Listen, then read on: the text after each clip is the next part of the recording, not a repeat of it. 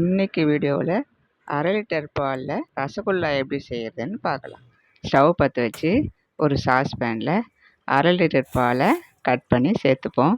பால் நல்லா காஞ்சதும் 1 டீஸ்பூன் அளவு வினிகரை இந்த பாலோடு சேர்த்துப்போம்.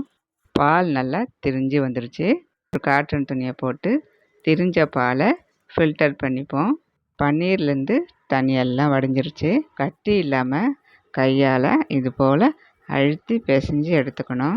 இதுக்கு மேலே அரை டீஸ்பூன் அளவு மைதா மாவை சேர்த்துப்போம். உங்களுக்கு எந்த சைஸ் வேணுமோ அந்த சைஸு நீங்கள் உருட்டி வச்சுக்கலாம்.